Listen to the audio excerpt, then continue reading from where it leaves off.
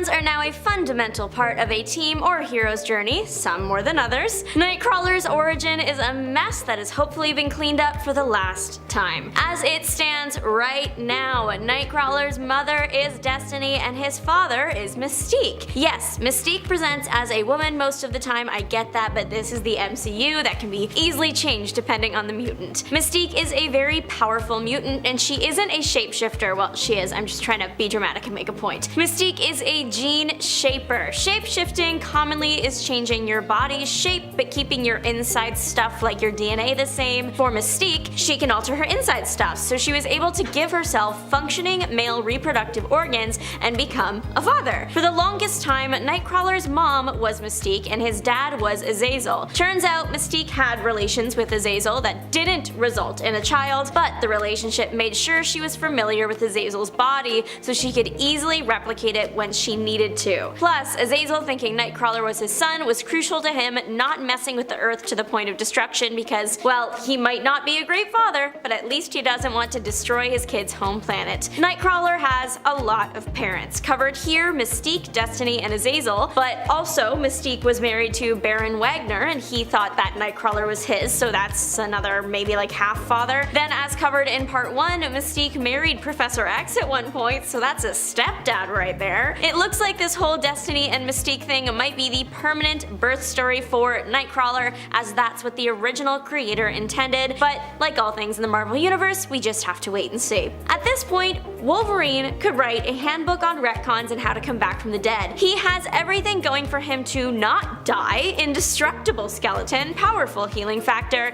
but sometimes even that isn't enough. But Wolverine is so popular so you can't kill him. So how is it that he never seems to stay 6 feet under? Well, he travels 6 million feet under and fights the Angel of Death in Purgatory for the right to come back to life. That is so heavy metal. This new info came about in 2008 in Wolverine 48 and was expanded on in Wolverine 58. The issue before this one ends with Wolverine brain dead after a fight that ended up with a bomb on the inside of his body, and the death of his girlfriend, not Silver Fox. This was a different girlfriend way later than that. Like how it happened with Silver Fox, we'll get into later, his girlfriend's passing emotionally destroyed him and his will to live. So when the time came to fight again, Wolverine didn't wanna, which is why he wasn't waking up on Earth. Eventually though, through a series of deaths and deals, Wolverine clawed his way back to the surface. Overall, this retcon is not the worst of this list. It's a pretty good explanation as to why Wolverine is always coming back even if he's been hit with something serious.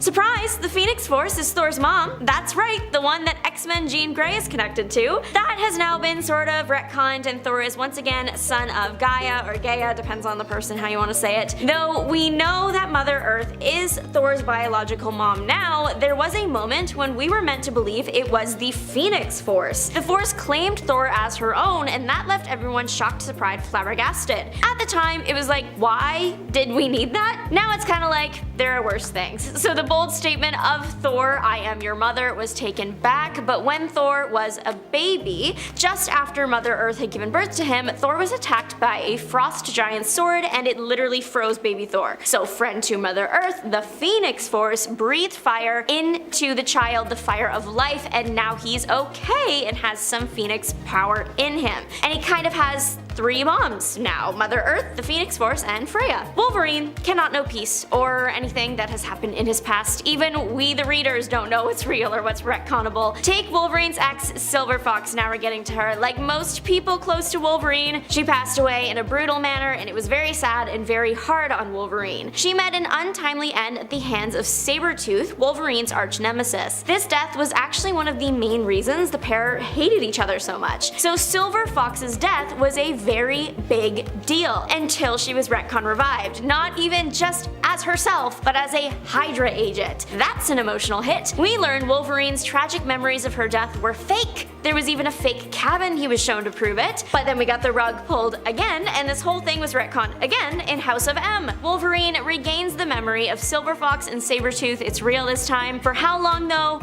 I guess we'll never know. The silver fox that is a Hydra agent is thought to have been an impersonator or clone, or who knows. One of Wolverine's retcons was so controversial that it never actually panned out. Rumor has it that Wolverine was at one point maybe not a mutant, but really a Wolverine. A Wolverine that had been turned into a human. It's not hard to see why this one didn't make it to the page and why the rumor is hated. It's fun to think about, but it definitely doesn't have the same cool factor that Mutant Wolverine does. If the Wolverine had made it to the page, the idea was that the High Evolutionary would have created him. One of Wolverine's original writers has denied that this Wolverine nonsense was his idea, though he did admit that bringing the High Evolutionary into Wolverine's origin was something that was planned. I'm glad we have the Wolverine we do, and that for the most part he seems to always come back to his mutant status. Sentry Fallen Son is a comic that depicts the funeral for the Sentry after he was taken down by Thor during the Siege event. A whole bunch of superheroes are at his funeral. They're all giving their thoughts and prayers, saying nice things about the Sentry. Thor even goes and dances with Sentry's mom, which was super cute.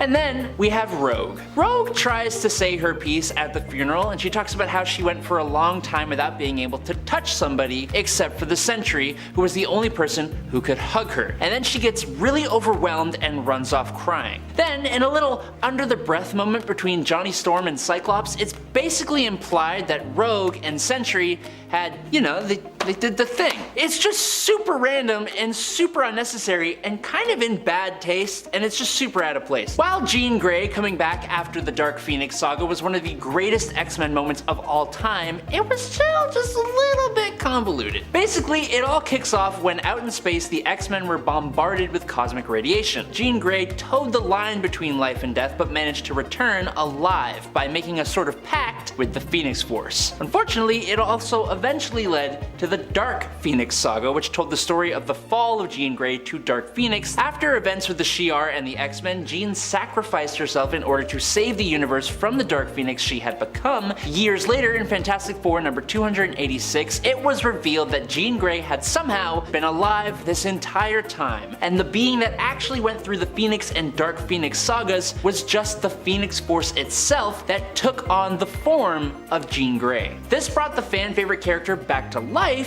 but devalued the whole Phoenix and Dark Phoenix sagas for fans and made people hate Jim Shooter, Marvel's editor-in-chief at the time. Over 1 million years ago, the early human mutant known as Firehair became the avatar of the Phoenix Force and nearly destroyed the entire planet. She began assembling a team of supernatural and mystical beings to protect humanity and Earth. The eventual team was made up of the Asgardian god Odin Borson, the demigod sorcerer Agamotto, the Black Panther of the Panther tribe, the woolly mammoth riding Ghost Rider, Iron Fist Fanfei, and a super smart caveman who wielded the Starbrand. Now, after fighting some corrupted Celestials as well as time-traveling villains from the present like Thanos, multiple Doctor Dooms, and Mephisto, the team eventually disbanded. The only problem is that given the actual legit history of the Earth, it doesn't make any sense. Like, at all. It does not work. There's a Ghost Rider riding a woolly mammoth, so like you win some, you lose some, you know what I mean? During the Planet Hulk storyline, Bruce Banner was tricked by his supposed friends, all members of the Illuminati, and was sent to the planet of Sakaar, which he liberated then conquered. Then he mistakenly believed that a device set up by the Illuminati had laid low millions of his own people, including his wife. Hulk came back to Earth and laid waste to those that betrayed him. Nothing could stop him. In the end, Hulk was about to destroy the entire planet before Tony Stark called down a combined strike from orbital satellites that finally took down the Hulk. This conclusion of World War Hulk felt very lackluster, with the Hulk basically just giving up and allowing Iron Man to unleash his Deus Ex Machina. So a few years later, a retcon for that sequence explained that the satellites were actually siphoning off gamma radiation from Hulk's body. It was also used to explain the creation of the Red Hulk, which people did not like, and it was followed by Red Hulk taking the leading role in a series that was supposed to be about the actual Green Hulk. Also, if Tony had all this satellite gamma draining technology, why did they even send Hulk to Sakaar in the first place? But speaking of the Hulk, while I and a lot of comic book fans are actually huge fans of the Immortal Hulk series and how it brought some significant changes to the character of the Hulk, the run also happened to make some big changes to the origin of the character, and for a lot of fans, you just don't really mess with that kind of thing. The Hulk's traditional origin saw Bruce Banner studying gamma radiation, helping to design the gamma bomb. While they were testing the device, Bruce rushed out and saved Rick Jones, who was in the literal blast radius, exposing Bruce to massive amounts of gamma radiation. Immortal Hulk takes that, but also makes it supernatural. Now, gamma radiation has magical elements that weaken the barrier between our world and a hell-like place that lies below all others called the Below Place, where the One Below All lives. The gamma then allows the One Below All to turn these gamma mutates into his avatars on Earth. Hulk is the greatest one of them. I kinda like this one, but I understand why longtime fans absolutely do not. The Marvel story's Secret Empire introduced the idea that Captain America, the beacon of hope, was secretly an undercover Hydra super soldier. This Hydra cap organized the second superhuman civil war, as well as Chitauri invasions on the Earth. He got promoted to director of S.H.I.E.L.D. and influenced the legislation of the S.H.I.E.L.D. Act, which gave S.H.I.E.L.D. way more authority. He then used that power to basically organize a Hydra takeover of America. Steve Rogers revealed himself as not only a longtime Hydra defector, but the Hydra Supreme. Hydra, who had seriously infiltrated S.H.I.E.L.D., began assuming control of key locations and executing anyone who stood in his way. The reveal of Captain America as a Hydra agent completely took readers by surprise. Now, Marvel realized and even admitted their mistake, and so the story got retconned to have it so that the character known as Cubic, who was essentially a living cosmic cube in the form of a child, was manipulated by Hydra to create a Captain America who grew up being loyal to Hydra. This Hydra cap would eventually supplant the real Captain America of Earth 616 until the true Captain America came back and beat the snot out of him. Next up, we're talking about Wolverine.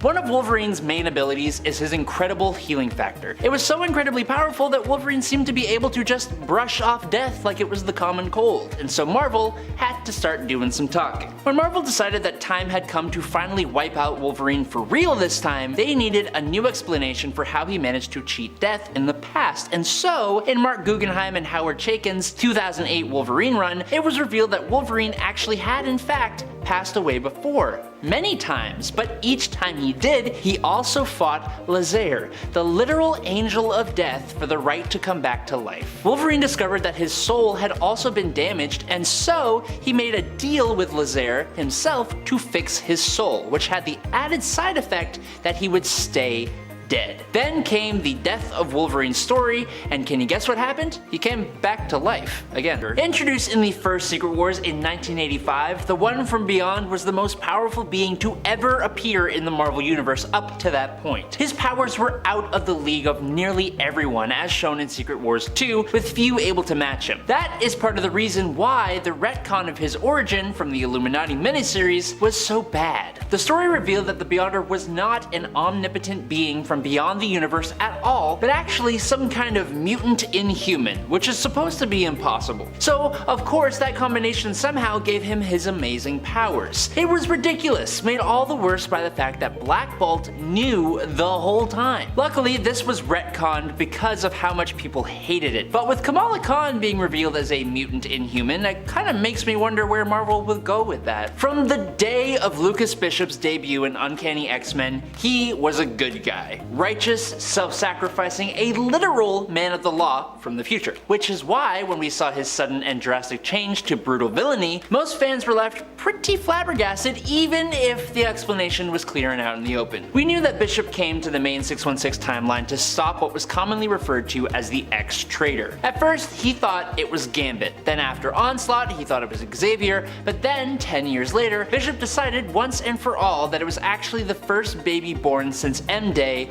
Hope Summers. The child would soon be adopted by Cable, and Bishop set out to send the sweet fresh mutant back to the Shadow Realm. Bishop nearly took the life of Professor X, and he slaughtered the entire population of a future version of Earth just to cut down on the places Cable and Hope could run and hide in. The Messiah story arc was honestly loved by so many people, but the heel turn in Bishop's personality was then explained away as being possessed by a demon bear. Next up, we are talking about the awful couple of Hawkeye and Mockingbird. This whole relationship honestly kinda seems like a cheap way of capitalizing on the Green Arrow and Black Canary coupling that DC had going on, but these two were nowhere near as compatible as their DC counterparts. The best example of that would be the whole thing surrounding a guy called Phantom Rider. To sum it all up, Mockingbird is caught and physically mistreated by the Phantom Rider, and so in turn she eventually gets her revenge, taking the Rider's life. Hawkeye, instead of supporting his traumatized partner, is scared off by the fact that she took the life of her assailant and he dumps her. It all got retconned. Now, the story changed so that Mockingbird actually consented to do the jiggy with Phantom Rider, which means she then took his life for seemingly no reason at all. Hawkeye just used the killing of Phantom Rider as the excuse to break up with her when the real reason was because she had cheated. Speaking of random, unnecessary, out of place, and romance, following the untimely passing of Professor Charles Xavier at the hands of his own golden boy Cyclops, who was possessed by the Phoenix Force during the Avengers vs. X-Men event, Xavier's last will and testament are read out by Jennifer Walters' She-Hulk to a room full of mourning listeners. In Uncanny X-Men number 24, fittingly titled The Last Will and Testament of Charles Xavier, Jen reveals to the room of at odds X-Men that at some point in Xavier's past, he not just loved, but actually married Raven Darkholme, better known as Mystique. As you can imagine, almost every single person in that room was shocked and confused.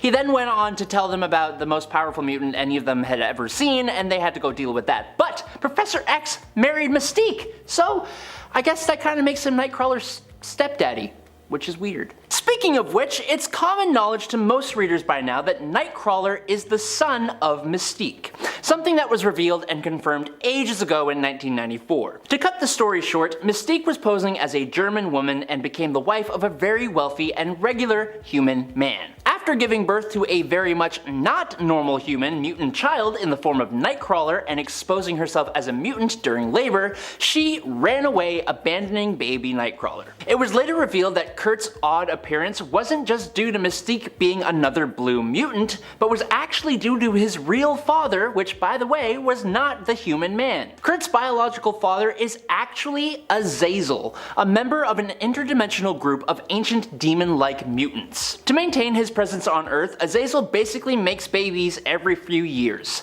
The children are then used as anchors to keep him aligned to our world. This retcon changed Nightcrawler's origin, sure, but it also gave him a ton of siblings, and it also, inexplicably, changed another X-Men as well, Angel. Angel was now a descendant of an equally ancient offshoot of mutants, but instead of having a demonic appearance, they possessed angelic qualities. Oh, so cool. I hate it. Now personally, I am a fan of this next retcon. So after having the adamantium forcibly ripped out of his body by Magneto in X-Men number 25 volume 2, Wolverine came to learn that his claws were actually made of bone and are a part of his mutation. This revelation came alongside a whole bunch of other things that the traumatic events had on Logan, but funnily enough, this small little fact of his claws being natural was large enough to blow a hole in several Wolverine stories where he specifically talks about not having claws before getting involved with the Weapon X program. In the past, there were actual panels of Wolverine having his adamantium bonded to his skeleton, and it was heavily implied that the claws were implanted alongside all of it. Now of course, Marvel waved this off with the unreliability of his fragmented memories, but funnily enough, it started a whole thing of uncovering Wolverine's past, which led to him being well over 100 years old, having his real name be James Howlett, not Logan, as he thought it was. So it's not entirely negative, but there's no negatives here. From the day of Lucas Bishop's debut in Uncanny X-Men, he was a good guy. Righteous, self-sacrificing, a literal man of the law from the future. He had a huge degree of integrity, and unlike a lot of other characters, he never seemed to waver on that, which is why, when we saw his sudden and drastic change to brutal villainy, most fans were left flabbergasted even if the explanation was clear and out in the open. Now we knew that Bishop came to the main 616 timeline to stop what was commonly referred to as the X-Traitor. At first he thought it was Gambit, then after Onslaught he thought maybe it was Xavier, but then 10 years later, after having never mentioned her or anything like her before, Bishop decided once and for all that it was actually the first baby born since M-Day, Hope Summers. The child would soon be adopted by Cable, and Bishop set out to send the sweet fresh mutant back to the Shadow Realm. Bishop nearly took the life of Professor X, someone he committed to protecting. Oh, and he slaughtered the entire population of a future version of Earth just to cut down on the places that Cable and Hope could run to. The Messiah story arc was honestly loved by so many people. It's kind of super awesome. But the heel turn in Bishop's personality was then explained away as being him being possessed by a demon bear. What does that even mean? Now last up for the day, after Cassandra Nova, the insanely powerful twin of Professor X, leveled the mutant city of Genosha, Magneto was nowhere to be found, and thus he was presumed to have bit the dust in the attack. But then the new X-Men member, Zorn, revealed that he was actually Magneto in disguise. Whoa, crazy, cool. What's not so cool was that upon the reveal, Magneto destroyed the X-Mansion and attacked New York City, taking a lot of people's lives and making a lot more people his prisoners. Now, obviously, the X-Men eventually triumph, but not before Magneto fatally injures Jean Grey with a, quote, planetary scale stroke. It's stupid, but for that crime, Wolverine relieved Magneto of his head. So that's Magneto gone for good, right? Nuh-uh-uh. Once the writer of the story, Grant Morrison, finished his run, Marvel brought both Magneto and Zorn back, and even revealed that there was actually two Zorns. The Zorn that the X-Men had come to know wasn't actually Magneto at all, but an imposter, and the new Zorn was that one's brother. So, Magneto was cleared of wiping out hundreds of thousands of people this one time, and that made it okay for the supervillain to become one of the X-Men. We're starting off our list light with a bit of a silly little retcon that seemed to be entirely pointless. Chris Claremont's run on the New Mutants is praised for its awesome character work and the cool locations the team goes to. For example, we got the introduction of the character Magma, who came from the long-forgotten Roman colony known as Nova Roma. Nova Roma was super cool because it was a society that had changed very little since the days of the Roman Empire. However, after Chris left, X-Men villain Selene changed that. Also hailing from Nova Roma, Selene revealed that she had, in reality,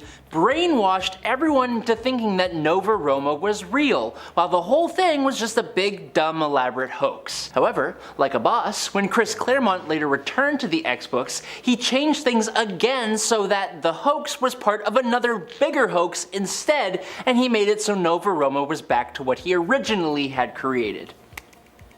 Now I kind of like this next retcon, but there is no denying it does Professor X pretty dirty. Yeah, we are talking about Deadly Genesis. Professor X assembled the all-new, all-different X-Men after the Krakoan attack on the original X-Men. Cyclops was the key survivor of that attack, and he escaped, found Xavier, and requested additional aid. From there, Xavier recruited Storm, Colossus, Nightcrawler, etc. as his all-new X-Men. However, there was another. Professor X had actually made up an entirely different team which included Cyclops' long-lost brother, Vulcan, and he sent them on the rescue mission way underprepared with no real experience before he sent his new X-Men team. That entire team was decimated. That's bad enough for Xavier, but then you take into account that Professor X then mind-wiped Cyclops of the events and covered it all up. It made the character of Professor Xavier far less heroic than traditionally perceived. It also brought about an entirely new cast of characters and gave Cyclops even more reason to become just a smidge bit more unhinged. But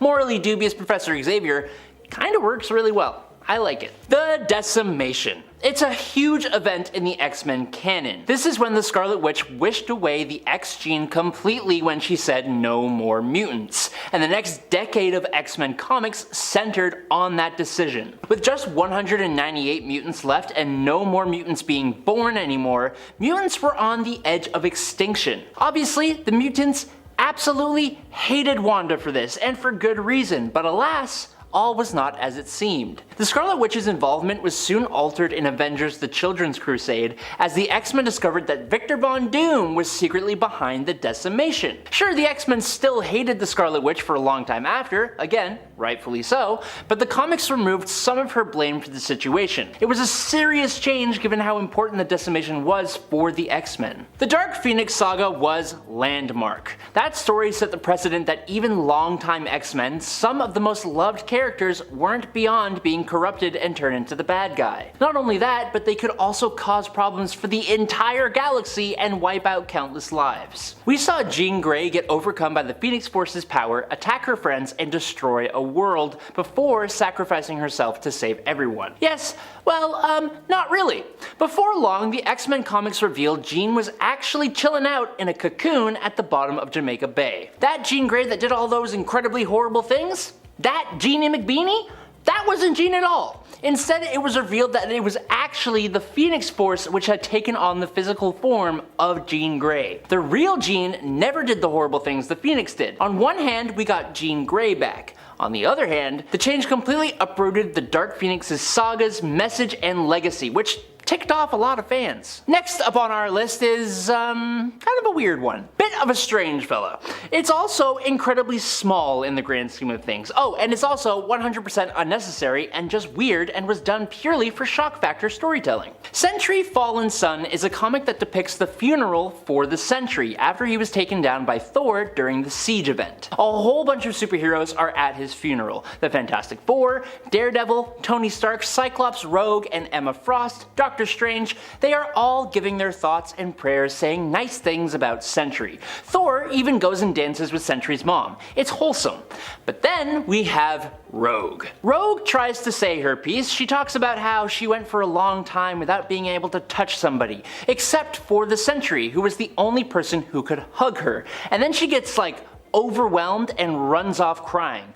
And then, in a little under the breath moment between Johnny Storm and Cyclops, it's basically implied that Rogue and Sentry had, they did the thing. It's just so random and so unnecessary and really out of place. This has to be one of the weirdest retcons here. There are a lot of weird ones in relation to House of M that happen in retrospect and which would have changed the perspective entirely of this event, but this one really gives almost all of them a run for their money. Well, it's a tie between this one and one other one on our list, but I'm gonna talk about that one later. This one went down in Children's Crusade, where Billy finds his spiritual mother Wanda in Latveria, where Scarlet Witch claims that she is head over heels in love with Dr. Doom, and is even betrothed to marry him. What? Another interesting point Billy learns is that Wanda seems to be suffering from amnesia here.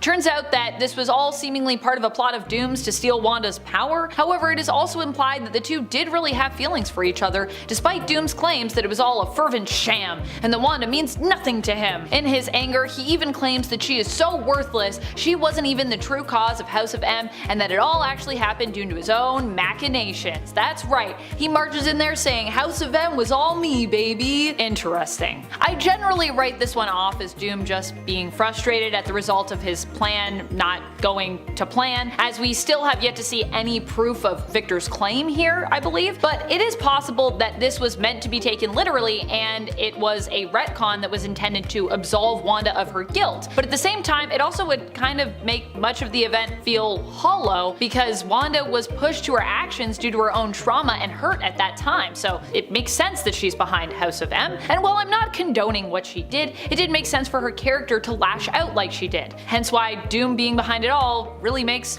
no sense. No matter which universe you look at, Iron Man is suffering. That's just the way of the worlds. In 2012's Iron Man 17, Tony gets some pretty serious news. Turns out he was adopted, and he already has enough daddy issues, but the revelation that has caused him to reevaluate his bond with his father, it didn't go over well. Maybe Howard wasn't the best dad to Tony because he secretly resented him for not being his biological son. The Starks' biological son was Arno, and he wasn't doing so well, so the Starks turned to Alien 451. The alien helped get Arno to term, but modified him in the process to wield the universe's most powerful suit of armor. That sounds familiar? The baby was born, but Howard had done some modifying of his own that made the baby's health decline. Who knows what would happen if 451 found out what Howard did, so the Starks needed a cover. Enter Tony. This is so sad. Tony was literally being adopted in a family not to be loved, but to be a decoy that is forced to live up to unattainable standards for his entire life. Eventually, Tony met 451 and tried and failed to pilot the armor. When he got back down to Earth, the ever-curious Tony looked into why he couldn't do it and found a tape in which Howard explained everything. Marvel, give Tony a break challenge level impossible. What's interesting about a lot of retcons is that they are usually implemented by writers or creative teams who are different from the ones who established the initial canon for a character, which honestly makes sense. These are new creatives who either might not be aware of the established canon, might not like it, or might just want to change it up because they want to shake things up and have a new new vision for a character or just established lore. But this isn't always the case. Like with Genesis and her alter ego, the demonic entity Annihilation, during Ten of Swords.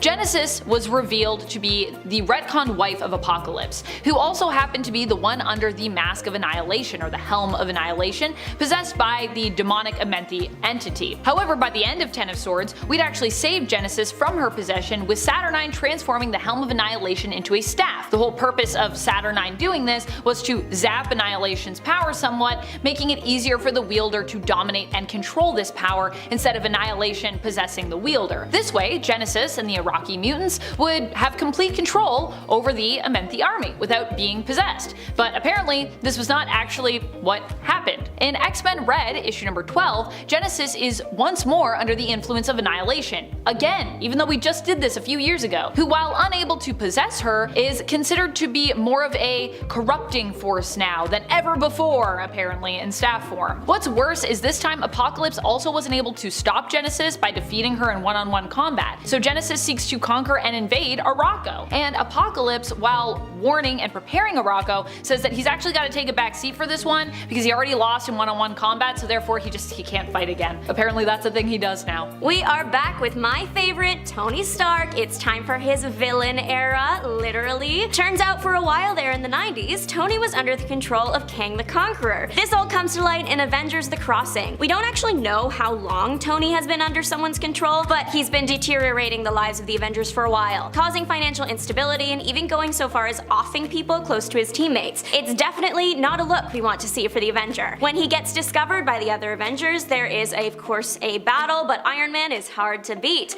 What do the Avengers do? They travel back in time and they get another Tony. Teenage Tony inspires evil Tony to become good again, and evil Tony sacrifices himself to save the day, becoming a hero again. This retcon already messed with Tony's character, but now it means that Tony is just really young for a while, until it's eventually, thankfully, fixed when all the Avengers died and then were revived by someone we have already seen, Mr. Franklin Richards, but specifically the version of him that Franklin knew best, meaning older Tony, but he's a good guy again. Most fans dislike this retcon for what it did to Iron Man, but it was also just confusing. Later on, Kang even confirmed that he was just trying to create confusion. Mission accomplished, dude. Speaking of things that are confusing, especially in the modern light of day, this is the retcon that is tied for worst in the wake of the House of M aftermath. If you know me, you can guess what I'm about to say next. Say it with me. Scarlet Witch and Quicksilver are no longer mutants. What? Why? And how? Yes, because of the MCU, and because the High Evolutionary is basically a major creep who likes to experiment on mutant younglings. I don't know. This retcon took place during the Axis event, which I have honestly mixed feelings about. The event, not the retcon. While there are parts of Axis that I like, this is decidedly one of the parts that makes me question if it might actually be the worst event ever, because that is how much this retcon bothers me. It's not so much about losing Quicksilver and Scarlet Witch from the mutant group, although that does sting quite a bit, but it's about how this retcon made years of established family drama pointless. Scarlet Witch and Quicksilver were proven as not being mutants when we learned they weren't actually Magneto's kids after Wanda attempted to put a curse on her direct family. While Pietro was affected by this, Magneto was not. The good news is that during the Krakoan era, Magneto firmly established that he still thought of the twins, Wanda especially, as his children. Even though they weren't actually his kids by birth, they would always be considered a part of the Maximoff family tree. It's a nice gesture, but I still desperately want this retcon to be undone. Please, Marvel, please answer my pleas. As many of you probably know, Marvel seems to love doing this thing where they make you believe a character is a mutant for a very long time and then one day just randomly establish that they aren't and that they never were. Almost every time this happens, people hate it. Wolverine's lupine era is another great example. Wolverine has been around forever and has been a mutant basically for as long as we've had him. That all changed in 2007 around issue 50 of Wolverine Volume 3. Well, for a little while there, Wolverine was a lupine, a human descended from wolves. Wolverine was told this by ancient evil Romulus and didn't take it well. I guess the good news is neither did fans. This retcon was received so poorly, Marvel did a double retcon to essentially fix it. In the later comic Wolverine Volume 2 number 312, Romulus' sister Remus ends up literally telling Wolverine that everything her brother said wasn't true, and the lupine species was not actually real. Well, that takes care of that, I guess. Next up, chaos magic. What is it, and was it ever real? After we learned that Wanda was tied to Chthon, over time the magic she used was also tied to him and her connection to the demonic powerhouse as a god. As the god of chaos, one of the titles that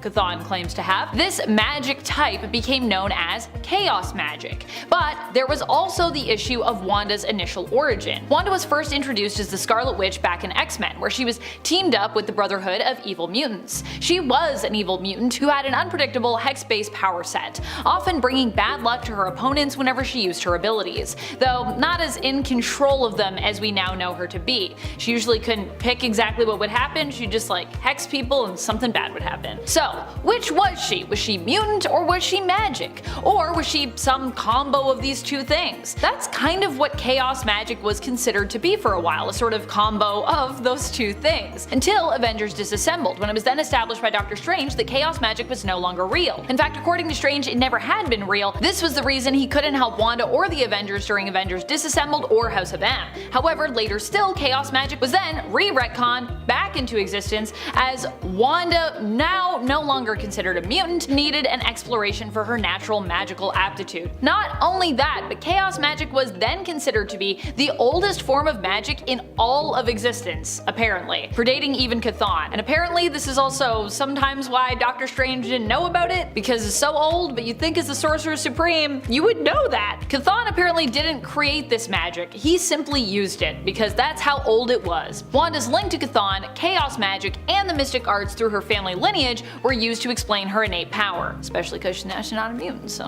whatever. Poor Zorn was a victim of identity theft, but then not actually. Turns out he was the one committing identity fraud. We see Zorn for the first time in New X-Men Annual 2001 as Zorn, but it was all revealed at the end. Zorn was actually a vengeful Magneto using the Zorn identity to get closer to the X-Men. Turns out it was actually Zorn pretending to be Magneto, pretending to be Zorn, and Zorn was being controlled by someone named Sublime to foster mutant hatred in the world. So that's fun. At the end of the final battle, Zorn dies but then comes back because his essence was still connected to Sublime. Eventually though, he did disappear and his twin brother came to take over his place in the X-Men. He had all Zorn's powers and even had a mask like his. Marvel editors just really liked the character of Zorn and wanted him around permanently, whereas Marvel in general wanted Magneto back. It worked out well for everyone, well, except the storyline that Zorn originated in. Throughout it, there were hints everywhere that Zorn was actually Magneto, as that was always the intention. I guess they just mean nothing now. Speaking of weird characters that we thought we know who they were, but then it turned out maybe we didn't know. Did you know that Spider-Man has a sister? Yep, he does. Well, sort of. I actually don't mind Spider-Man having a secret sister in the comics, that's not what I'm upset about here, and that being a big reveal. But what I did not like about this one was the fact that it wasn't super consistent, kinda like Zorn.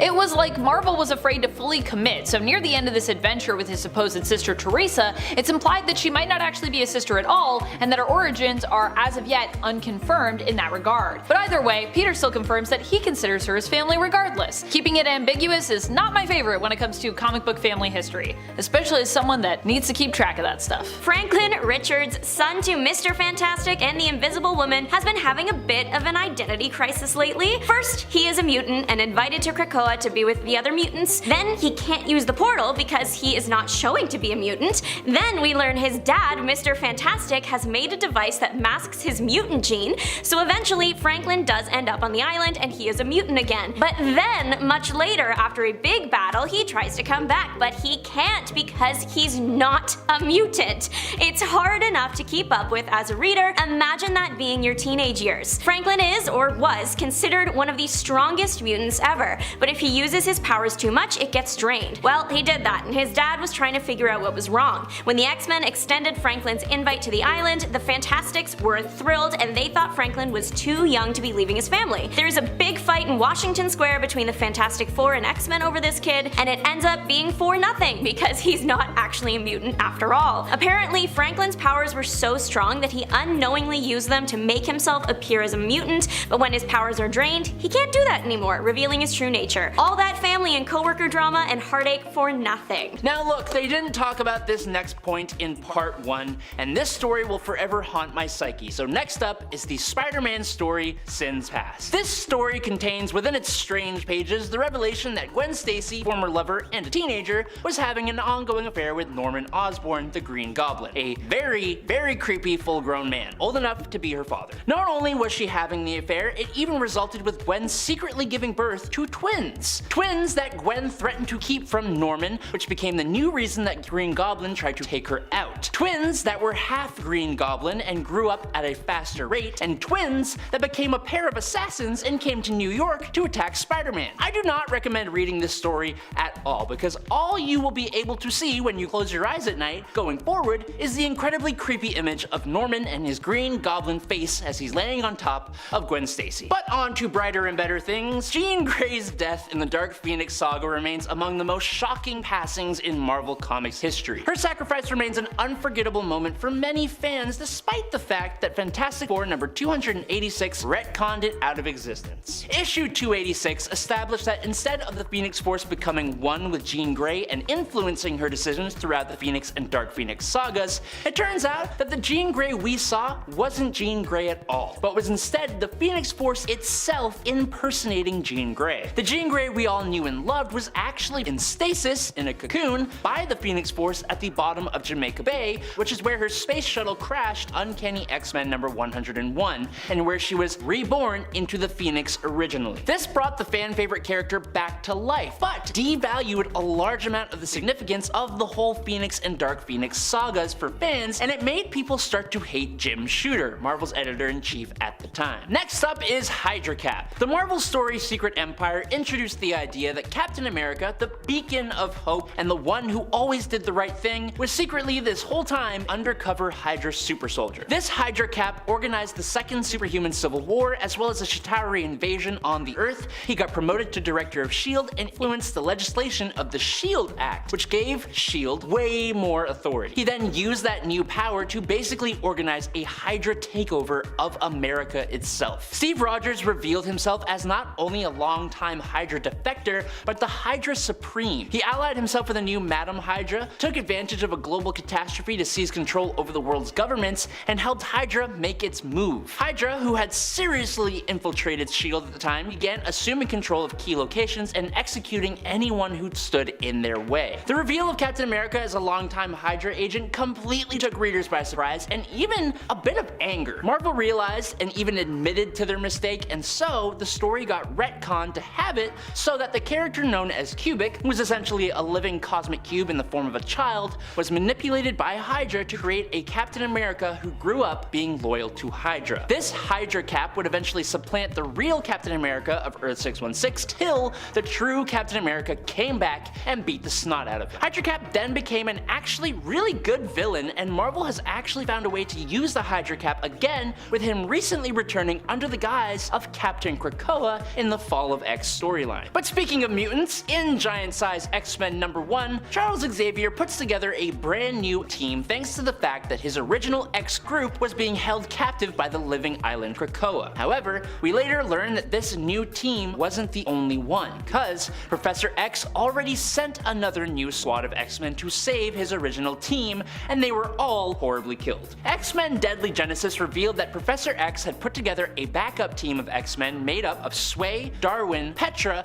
and the newly revealed and teased that third Summers brother, Vulcan. This new team all seemed to perish at the hands of Krakoa, and rather than admit to his poor decision making that got a bunch of mutants AIA and taking responsibility for it all, Charles Xavier instead just erased the minds of everyone who knew about this team, including wiping the entire memory of Vulcan from his older brother Cyclops' memory. Xavier then put together a new X-Men team that debuted in 1974's Giant Size X-Men number 1. As it was, this whole thing came back to bite Xavier in the butt big way when it turned out that Vulcan hadn't actually passed away at all. Now, sticking with the X-Men and mutants, the Mutant Massacre storyline was one of the biggest X-Men storylines of the 80s. This crossover involved evil marauders slaughtering hundreds of sewer-dwelling leveling mutants known as Morlocks before finally being defeated by the X-Men. It's not really a complicated story, but Marvel added new layers to Mutant Massacre by retroactively inserting several characters into the story who hadn't been conceived of by Marvel creators at the time the story came out. Basically, readers would learn that the Mutant Massacre was orchestrated by Mr. Sinister because many of the Morlocks were created by his rival, Dark Beast. Sinister felt his own work was being perverted by Dark Beast, and more than that, it was revealed that Gambit was hired to lead the Marauders straight to their prey. Despite his remorse though, that revelation severely damaged Gambit's reputation as an X-Man. And last up for today, for the longest time, Bucky Barnes was one of the few comic book characters that appeared would actually remain deceased alongside Captain Marvel of the Kree. Initially believed to have perished on a mission alongside Captain America, crashing while on an experimental rocket while Cap himself went plunging into the depths and got frozen into a popsicle with a squishy center. But Bucky was in actuality captured and subjected to intense brainwashing by the USSR. When Marvel relaunched the Captain Marvel comics in 2004 under Ed Brubaker and Steve Epting, they brought in the Winter Soldier, one of the deadliest assassins in the Marvel universe, capable of going toe-to-toe with Captain America himself. And it wasn't long before Cap came to the horrified realization that his new enemy was none other than his former sidekick. Bucky's time as a ruthless, brainwashed assassin was colored by dark deeds and pretty chilling action. He came into contact with tons of characters like Nick Fury or Black Widow, who he helped train, and he even ended the life of Wolverine's wife, Itsu. This dark past would haunt him for a very long time after he returned to the side of the heroes. Now, while Bucky has rejoined the ranks of heroes, the shadow of his time as the Winter Soldier just continues to cast a long, pretty haunting presence over his character. Starting with Avengers 1 million. Introduced in Marvel Legacy number 1 over 1 million years ago, the early human mutant known as Firehair became the avatar of the Phoenix Force and nearly destroyed the entire planet. Now, realizing that that's bad, and that she wasn't the only one capable of that level of power, she began assembling a team of supernatural and mystical beings to protect humanity and Earth. The eventual team was made up of the Asgardian god Odin Bor's son, the demigod sorcerer Agamotto, the Black Panther of the Panther tribe, the woolly mammoth riding Ghost Rider, Iron Fist fan Faye, and a super smart caveman who wielded the Star Brand, which made him look surprisingly like the Hulk, but red. Now, after fighting some corrupted Celestials as well as time-traveling villains from the present like Thanos, multiple Doctor Dooms, and Mephisto, the team eventually disbanded. Now, I personally think it's really awesome. Like, the concept is just super cool. The only problem is that given the actual history of the Earth and the history of some of the characters involved and a whole bunch of things, actually it doesn't really make any sense. But whatever, man, there's a Ghost Rider riding a woolly mammoth. Sign me up, I'm there. But moving on, 2019's House of X number 2 revealed that Moira McTaggart had been a completely detectable mutant all along and had lived numerous lives already. This was because Moira's newly revealed mutant power was reincarnation, sort of. Basically, when Moira died, her consciousness would reincarnate in the past when she was still in her mother's tummy, thus allowing her to retain all of the memories of all of her different previous lives, but allowing her to modify the course of her life as she wished with all the prior information about how things went last time. So through this power, Moira had a total of 10 lives. While she was at the beginning a super loving and caring person, over time and over the course of her different lives, she began to hate mutants and began hating her own powers, which led her to try and create a mutant cure during the 3rd life. She tried to change her ways in the 4th, 5th, and 6th lives, but then got fed up and tried to take out the Trask bloodline in her 7th life. She then tried helping Magneto and Apocalypse in her 8th and 9th lives, and then in her 10th life, she pretended to be loving and caring while secretly plotting to depower the entire mutant population. While all of that ranks among the absolutely biggest twists in Marvel Comics history,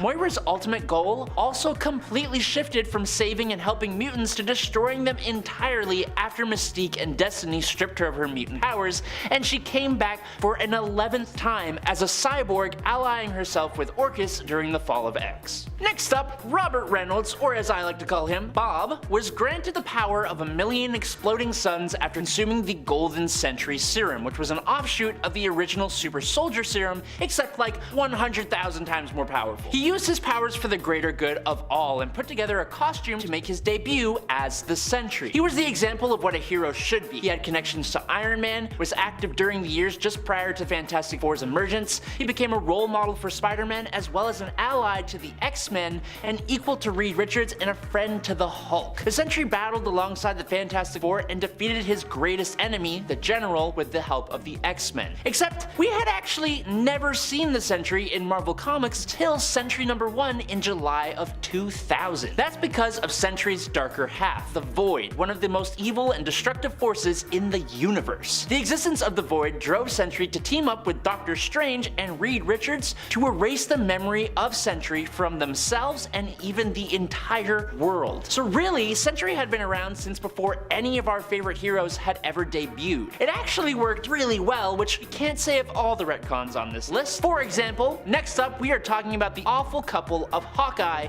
and Mockingbird. This whole relationship honestly sort of seems like a cheap way of capitalizing on the Green Arrow and Black Canary coupling that DC had going on, but these two were nowhere near as compatible as their DC counterparts. The best example of that would be the whole thing surrounding a guy called Phantom Rider. To sum it all up, Mockingbird is caught and physically mistreated by the Phantom Rider, and so in turn, she eventually gets her revenge, taking the Rider's life. Now Hawkeye, instead of supporting his traumatized partner, is scared off by the fact that she took the life of her assailant, and he dumps her. Now while that really makes no sense considering Hawkeye's colorful past and the fact that she took the life of someone who did something absolutely horrible to her, it all got retconned. Now the story changed so that Mockingbird actually consented to do the jiggy with Phantom Rider, which means she then took his life for seemingly no reason at all. On top of that though, instead of leaving it so that Hawkeye dumping her for taking a life for no reason makes a bit more sense, Hawkeye now just used the passing of Phantom Rider as the excuse to break up with her when the real reason was because she had actually cheated. This next one involves a character who feels like he'd be the king of dramatic reveals, but even this one for him caught me off guard. We're talking about Mr. Sinister, and the retcon that he isn't actually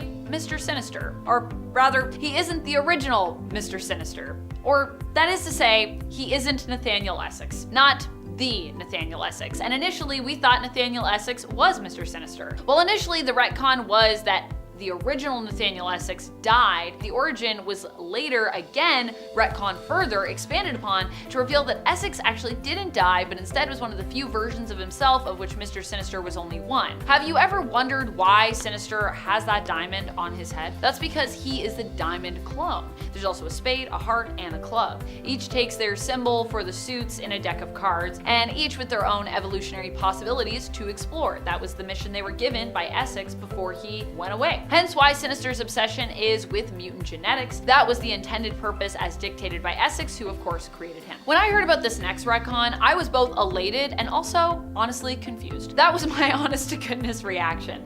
If you are familiar with the history of Nightcrawler's origin and the behind the scenes of it all, you know that Chris Claremont always intended for Nightcrawler to be the son of Mystique and her wife Destiny. Mystique, being a shapeshifter who can adopt any gender with assumed working parts, would mean that the two could actually have a child between them alone. However, the Comics Code Authority had other ideas, and Claremont wasn't even allowed to do more than kind of imply the long-term romantic relationship between Mystique and Destiny. It just wasn't a thing back then. We weren't allowed to do it. But then 2023 rolled around, a time when we have long been free of the CCA. Thank goodness. And guess what? We did it. At this point, Mystique and Destiny's marriage has also been firmly established in the canon, and Nightcrawler's origin also got a fresh rehaul as a result. If you're wondering how this is possible considering Azazel's confirmed involvement in Nightcrawler's origin, don't worry, it's possible. And if you want to check it out, you can read X-Men Origins Blue. Azazel still even remains a part of the story, to be honest. He's just not as much of a parental figure as we were led to believe, which honestly kind of makes sense given the way he has treated Nightcrawler in the past, attempting to use Kurt as simply as a bridge to Earth so he could escape prison in the Brimstone dimension. Yeah, not winning any Father of the Year awards there. Speaking of villains, would you believe me if I told you that Iron Man was one? Yeah, I didn't either. But that is exactly what happened in the Crossing event. Certainly an event of all time. It was messy and foggy in terms of continuity and reasoning, and also had some very extremely 90s costumes. How was Tony Stark a villain here? Well, it's revealed that he has been a sleeper agent of Immortus, a version of Kang, for years, who ended up being activated. It's a wild time. You should check it out. I still can't believe this one happened. I'm still reeling from the revelations attached to it. This is a retcon that affected a long-standing mutant ally, Moira McTaggart. Initially, during the early Krakoan days, it was revealed that Moira was a mutant with reincarnation abilities. And because of this, she was still alive and also was one of the founders of the New Mutant Nation, coming together with Professor X and Magneto to build it. Initially, it seemed like this was because Moira believed in the mutant cause. After all, she was a mutant herself. But later, we learned that her resentment of her powers and her multiple reincarnations, constantly losing in her fight to protect mutants throughout her multiple lives, had basically driven her insane. And she was instead secretly plotting the mutants' destruction this whole time, with the creation of Krakoa even being part of her plan. After being depowered, she teamed up with Orcus and became one of mutankind's greatest enemies, also becoming a cyborg. So you probably wouldn't even recognize her now. It's a crazy retcon. So many good folks were revealed to be villains, honestly, but this next revelation, however, is quite the doozy. It involved revealing that Captain America had been working for one of his greatest enemies, Hydra, all along. Yeah. Hail Hydra? I'm sorry, what? How did this happen? How did he even become a sleeper Hydra agent? Well, it turned out that this was actually retconned into existence by Kobik, a physical manifestation of the Cosmic Cube who was manipulated into changing Captain America's origin. In the end, Cap managed to still save the day after his former true self was freed from within the Cosmic Cube shards. The real Cap fought against his alternate version, and now Hydra Supreme, the Hydra Cap, and ultimately he won. So, handled. And finally, one of the worst retcons of all time, though fortunately it has been fixed, I'm happy to say. This retcon led us to believe that Gwen Stacy, Peter's first and in some fans' opinions truest love, actually had an affair with Spider-Man's greatest enemy, Norman Osborn, the Green Goblin, or at least one of his greatest enemies, I'd say. Their affair produced two offspring, twins. These twins were raised in secret apparently by Norman, led to believe that Spider-Man was their true father and that he was also responsible for the death of their mother. Neither of those things being true. Fortunately, a few years back, neither of these things being true. Alright, well, I mean, maybe he kind of had a hand in Gwen's death a little bit, but I don't think he's responsible for it necessarily. Fortunately, a few years back, we fixed this by making all of it a concocted falsehood that Harry, Norman's son, created to basically mess with his dad and get revenge on his father for mistreating him and undervaluing. I mean, I have to start off with this one, don't I? It's just one of the worst ones in my mind. I'm still processing it. It just has stayed with me for so long. It haunts my nightmares. I wake up in a cold sweat almost every night and I just think, how is this possible? What is this injustice? How can Scarlet Witch and Quicksilver not be mutants anymore? Why am I so obsessed with this? How is it that they were never mutants to begin with somehow? This retcon's revelation spun out of the events of Axis. At one point, an alignment flipped Wanda attempts to fight against her family with a blood hex. The targets are Magneto and Quicksilver. Now, while the hex works on Quicksilver, it does not work on Magneto, proving that he is, in fact, not the father. That's how the truth was revealed, but it actually gets worse if you can imagine that. The explanation for all of this: the twins were kidnapped when they were very young and were experimented on by the High Evolutionary. What is it with the High Evolutionary and experimenting on everyone? Seriously. Sometimes I feel like he's just the most random villain. Who do you think is a random villain? Let me know. Can you think of someone even more random than Herbert Wyndham? I dare you. I dare you to find someone. He's so random. The twins grow up with no memory of this due to their age at the time, and he attempts to hide his experiments by disguising them genetically as mutants before he lets them go for some reason. Why mutants? Why? Another retcon which really grinds my gears and which I'm still patiently waiting to have undone is the retcon of Peter and MJ's marriage. More specifically, their marriage not existing. At the end of Nick Spencer's run, I actually thought a future where these two got back together might even be possible. I had hope. I was like, maybe this is gonna happen. Maybe we're on a trajectory to get there. It seemed like Peter was going to, I don't know, maybe even propose? But then Paul came along in Zebwell's run, and Peter and MJ broke up, and that was simply that. Maybe one day these two will finally get back together in the main continuity, but until then, at least we have the new Ultimate Spider-Man comic to look forward to, where Peter and MJ finally get somewhat of their happily ever after, and I'm honestly pretty happy for them. This next one, I'm gonna be honest with you, I didn't even fully understand it when it first happened and I read it. I had to look up who this character really was, and the only reason I even had a clue and wasn't like completely lost here, even though I wasn't exactly sure who specifically the reveal was about in terms of also like the name of the character, is because I had actually read pretty much everything leading up to this event in preparation for it. We are talking about the Empire event, in case you don't know, and the reveal that the Skrull Empress, Raquel, was still alive. Also, I don't know if I say her name right, but I say it like that, or I say it Raquel, because there's a lot of L's there. I'm not very good at pronouncing Skrull names, okay? Not only was Raquel still alive, but the retcon also allowed us to know that she was apparently the mastermind behind the whole Kree-Skrull alliance. She'd been working undercover ever since she died, or should I say, faked her death. The real story of what happened is Raquel pretended to perish on her homeworld, but instead basically just like teleported the heck out of there and left her daughter, Hulkling's mother, Princess Anel, and the rest of her homeworld to die. So yeah, if you were holding out hope that Raquel's survival meant that, you know, maybe Hulkling's, aka Emperor Doric VIII's mom was still around, sadly no. When it comes to my who is secretly a mutant bingo card, the X-Men's training area of the mansion, known as the Danger Room, was never on there for me. And yet, here we are. As we continued to learn more about how awful Professor X was, one of the main reveals we got in that department, one of the strongest cases against him, in terms of honestly how villainous he perhaps truly was all along, or could be, was the reveal that the Danger Room had actually long ago become sentient, a technological, basically based mutant of their own. Professor X senses this with his telepathic powers, but chooses not to acknowledge it and reveal it to his X-Men. I mean, he could have just, you know, set Danger free, apologized, maybe found some common ground, welcomed her even into the new fold of his team potentially, and just built a new room. He does, after all, have a lot of money through his family's inheritance, let's not forget. But no, he instead kept this a secret and waited until it blew up in his face. So this wasn't only a retcon that was shocking in regards to the reveal of Danger being sentient, but also in regards to Professor X being that level of a jerk. Honestly, Kitty was right. I am counting this one because the X-Men are heavily involved. Franklin Richards is the son of Mr. Fantastic and the Invisible Woman, and he has been having a bit of an identity crisis. But this isn't the one most teenagers go through. No, his is much worse. He thought he was a mutant and even got onto the exclusive mutant island and made a bunch of friends, only to later discover he wasn't a mutant at all. He was a very powerful kid, just not a powerful mutant kid. Franklin was accidentally making himself appear as a mutant, and when his power got drained, he couldn't do that anymore, and that was when the non-mutant status was discovered. This one sucks because there was so much now unnecessary fighting that happened to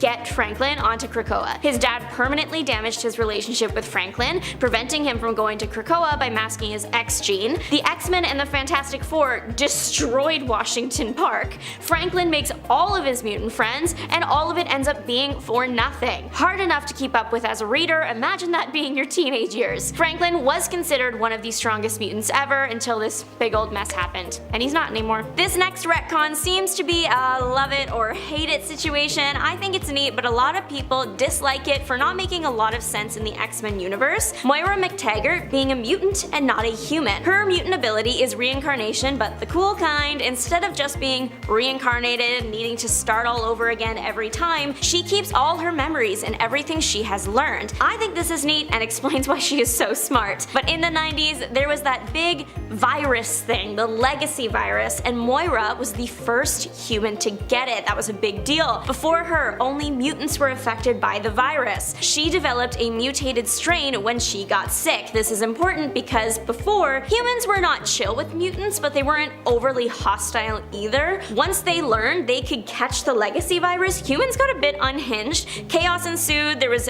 anti-mutant riots, it wasn't cute. That would cause a lot of guilt if she were a human that caused this, but how much guilt is she feeling since now she is a mutant that lied and caused all this just to save herself from being found out? Plus, she gave a sample of the mutated virus. She literally provided a sample, and that sample was studied by great academic minds in detail, and no one clocked that they were looking at mutant DNA. Personally, I'm not a science person in our world, so I am hanging on by a thread when it comes to the MCU, but I feel like that is something that they would have or should have checked in their extensive research. Every once in a while, Marvel does this thing where they take a character that has been a mutant since creation and they suddenly take the mutant status away for whatever reason. Then they're like, How do you feel about that? And we all say we hate it, and 50% of the time it gets fixed. Thankfully, they fixed Wolverine's lupine era. Wolverine had been a mutant basically for as long as we've had him. That all changed in 2007 around issue 50 of Wolverine Volume 3. All of a sudden, Wolverine was not a mutant, he was a lupine, a human descended from wolves. Wolverine was told this by ancient evil Romulus and didn't take it well. Good news is, neither did Wolverine fans. The retcon was received so poorly, Marvel did a double retcon to fix it. In the later comic Wolverine Volume 2 number 312, Romulus' sister Remus ended up literally telling Wolverine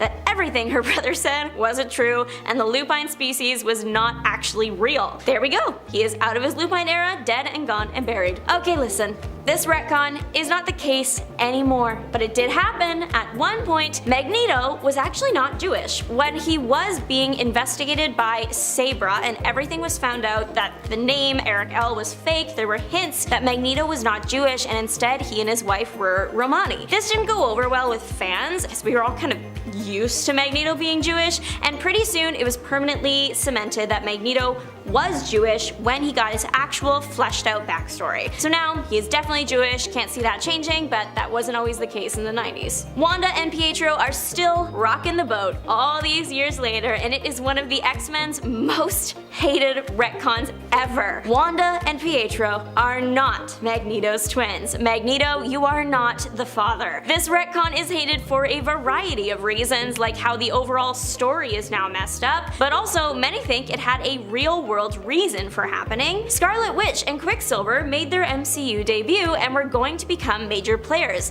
Unfortunately, they were already tied to a separate studio. The battle between studios is what many think is the reason Marvel cut the tie between Magneto and the twins so they could be used in the films without ties to the not yet owned X-Men. People like their favorite characters to have a story that makes sense, with decisions made for them that fit in with the rest of the story, not because of a legal battle in the real world. One thing I really want to know because of all of this is if Wanda and Pietro are not Magneto's twins, then who are? We know the babies were born, they were delivered by an evolved cow, that's not something one forgets. Wanda and Pietro found out they weren't related to Magneto almost a decade ago.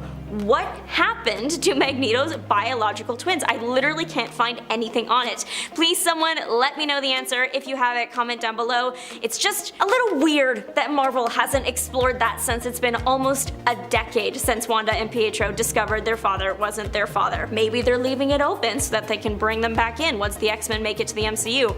I don't know.